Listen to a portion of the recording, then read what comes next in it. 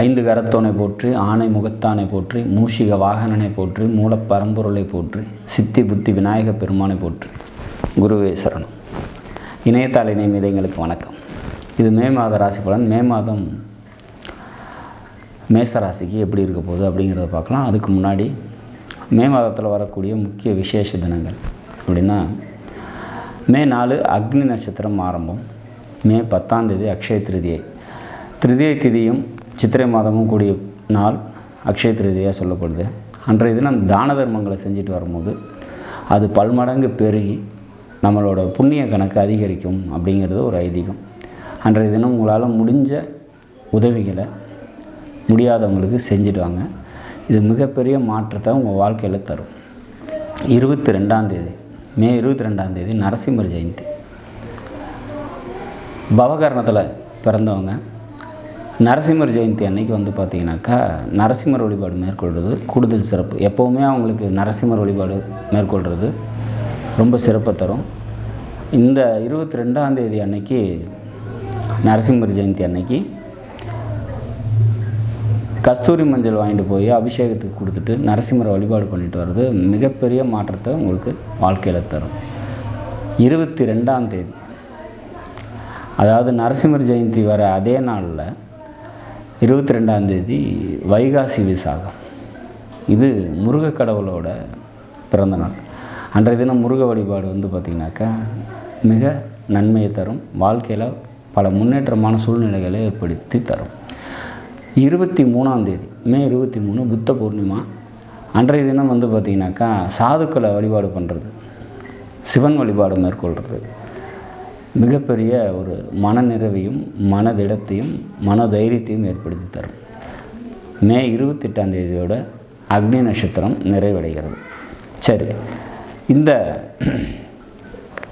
மே மாதம் உங்களுக்கு எப்படி இருக்கும் மேசராசிக்கு அப்படின்னா, ராசிநாதன் செவ்வாய் 12ஆம் வீட்டில் இருக்காங்க. ஸோ அப்போ விரயங்கள் கொஞ்சம் இருக்கும், அலைச்சல் இருக்கும். வெளியூர் போயிட்டு வர்றதுனால மன நிம்மதியும் மன நிறைவும் ஏற்படும். ஒரு சில பேருக்கு தேவையற்ற செலவுகள் ஏற்படும் அப்படிங்கிற மாதிரியான ஒரு அமைப்பு.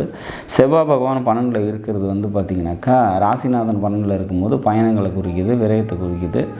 தேவையற்ற செலவுகளை தவிர்க்கிறது நன்மையை தரும் அப்படிங்கிற மாதிரியான ஒரு அமைப்பு.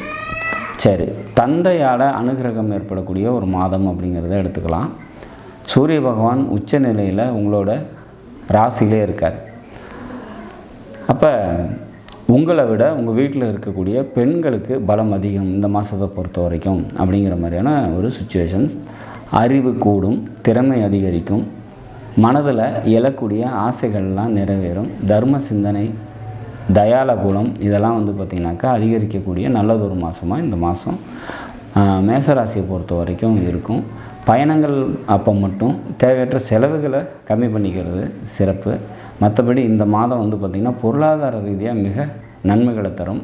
2ஆம் அதிபதி 12 சஞ்சரிக்கிறதுனாலையும் குடும்பத்துக்காக நிறைய செலவினங்களை செய்யக்கூடிய ஒரு மாதமாக இந்த மாதம் இருக்கும் அப்படிங்கிற மாதிரியான ஒரு அமைப்பு. ஆக்சுவலாகவே இந்த மே மாதம் பார்த்திங்கனாக்கா கொஞ்சம் செலவினங்கள் இருக்கும் தான்.